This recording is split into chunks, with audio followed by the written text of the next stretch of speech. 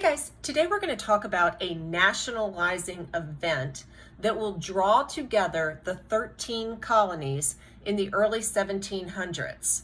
This was called the First Great Awakening. And you might wonder to yourself, well, who was asleep? To give you some clues, I'm going to tell you that this movement starts in Massachusetts. It's pushed by a preacher named Jonathan Edwards. And Jonathan Edwards takes over a church, which he says is a church of dry bones. Let's start with Massachusetts. Do you remember who founds Massachusetts Bay, the colony? The Puritans. Like the Pilgrims, the Puritans thought the Anglican Church was corrupted by too many remnants of Catholicism. The solution for the Pilgrims was to simply separate from the church, go to the New World and do something new. The Puritans wanted to purify the church of all these remnants of Catholicism, but unfortunately, they're going to run smack dab up against the politics of a fellow named King Charles I, and it's going to take them a while to cut off his head and get back into the purifying game. So they go to the New World too. To remind you a little bit of the timeline, the Pilgrims sail on the Mayflower and get to what they will call Plymouth in 1620. That'll set up their entire relationship with Squanto, which will eventually lead to the first Thanksgiving. The Puritans' Great Migration, which includes John Winthrop on the Arabella, starts in 1629, 1630, as they too sail across the ocean. The Puritans and the Pilgrims are often lumped together because both of these groups were pushed out of England so that they could find a place where they could set up churches that reflected their vision of religion. That did not mean that the Pilgrims and the Puritans thought alike. They didn't. And that did not mean that they were trying to set up places where everyone could worship as they saw fit, where everyone could decide what was the right church. Tolerance was definitely not to be found in Massachusetts Bay, where Catholics were absolutely despised. Some Quakers were hung. Even some Puritans who simply disagreed with how the colony was run, guys like Roger Williams, were ejected. None of that makes the Puritans sound great, but you should really get that they did do a lot of great things. They set up a society in which you had high rates of literacy because they needed their children to be able to read the Bible. They founded universities like Harvard, which was originally intended to train ministers to spread their faith. Borrowing from the Sermon on the Mount, John Winthrop had said that the Puritan colony was like a shining city on a hill. Their goal was to create a light for the world. By the time Jonathan Edwards comes onto the scene in the early 1700s, that shining city on a hill that the Puritans had set up is over 100 years old. And the light within the shining city is old. It's an old light. Jonathan Edwards would say it's a fading light. Jonathan Edwards is going to think that his church is full of dry bones because he feels that the faith is dying. The people have kind of lost their way. And so he will become what we call an evangelist, an evangelical. If you've never heard the word evangelical, it's based on a Greek word, euangelion, that means the good news. So evangelicals want to evangelize. They want to spread what they view as the good news. Now, you're in a history class. You're not in a theology class, but the movement, the Great Awakening movement that Jonathan Edwards begins, this evangelical movement, is going to be important to culture in the 1700s as it knits people together from the north all the way down to the south. And by the way, not everyone in the church was all behind Mr. Edwards. He was saying you needed a new light to lead people out of darkness, and they were like, what? I know we look a little sleepy, But everything is fine, John. Everything is fine. This meant that sometimes the new lights weren't able to preach inside traditional churches. So what did they do? They went out to the people, man. They got little folding pulpits, and they would carry them around on horseback, and they would get out into fields, and they would build tents, and they would have tent revivals because they were going to revive the light. They were going to revive Christianity. They were going to revive whatever it is that they viewed as the proper interpretation of God's word. One thing to get is the evangelicals who were involved in this revivalism did not care as much about denomination.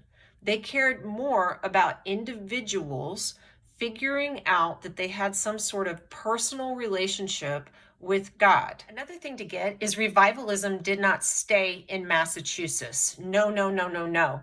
You had various preachers getting on their horses and riding circuits all over the place. There was Jonathan Edwards, of course, this first guy that I've talked about, who, by the way, is easy to remember if you like the musical Hamilton. One of the best songs in that Broadway hit is called Wait for It, and it's sung by the antagonist, Aaron Burr. And one of the lyrics is, "My grandfather was a fire and brimstone preacher, preacher, preacher, preacher." And who was that grandfather? Jonathan Edwards. But to be fair, Edwards was not the most famous of all of these ministers. That was a guy named George Whitefield. George Whitefield was like the Kanye West of his day. He was a rock star. The guy came to the New World in the late 1730s, early 1740s, and he started preaching everywhere. He gave over 18,000 sermons to various people. He preached on Boston Common, and pretty much the whole town showed up. He was supposed to be an amazing speaker, and everyone knew his name. He was the first celebrity in the 13 colonies. If you had heard of him in Massachusetts, you'd heard of him in Georgia. Why did people go to these revivals? One, they were exciting. If you were living out in the country, you might not have a whole bunch to do, and then you go to one of these tents, and then someone like George Whitefield that everyone had heard of was out there speaking, and it was just super interesting, and you could mingle with other people. And by the way, these guys up on their little makeshift pulpits are telling you that you as an individual person matter. We're going to start underlining that entire individualist ethos that is part of the American identity.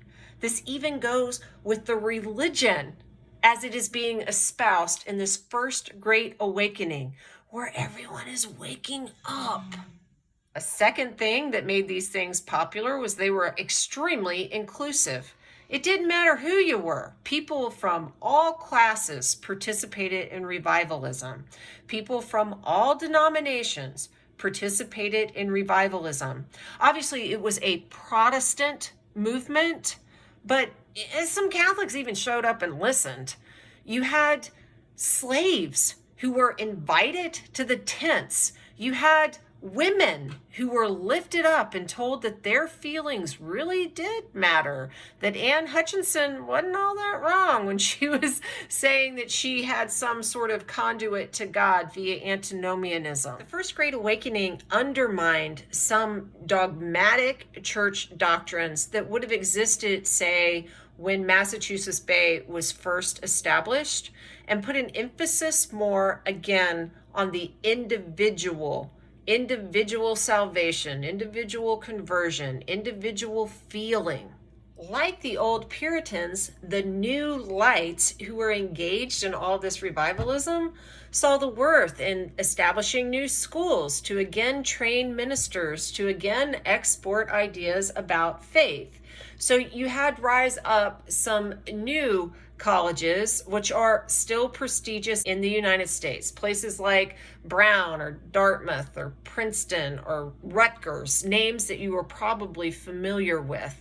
Most importantly, this cultural phenomenon, this event, this great awakening that takes place will serve as a type of glue to bond together the 13 colonies. Everyone knew who George Whitefield was. Many different peoples went and engaged in revivalism. There was more flexibility in how you could view religion.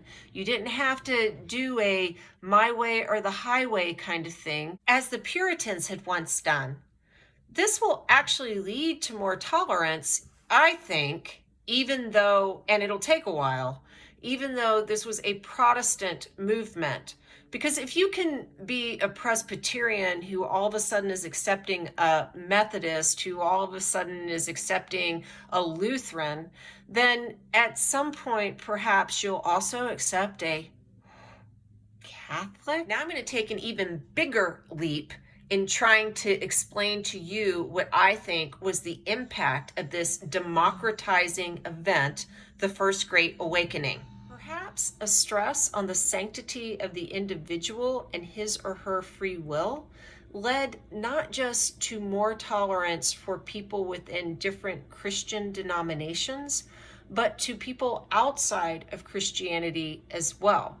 Benjamin Franklin, who is an American philosopher, for example, is known to have contributed to synagogues, the building of synagogues, after the United States becomes the United States. There's certainly evidence that Benjamin Franklin despised religious persecution. Maybe, just maybe, this giant First Great Awakening, per the approach that it had in evangelization, actually allowed for liberalism to take hold in a new way in the culture. Even though you had this very specific intent of bringing more people into the Christian fold, you had such a stress on individual importance, individual agency, individual feeling, that you allowed more open-mindedness about other people. And why does that matter? Well, it's laying the foundation for what is going to become an extremely diverse country. The United States has, I would argue, some major Judeo-Christian elements, but there are people of all different faiths here. You can be a Jewish person or a Muslim person or a Methodist or a Catholic or, I don't know, an atheist. Maybe that goes beyond religion too.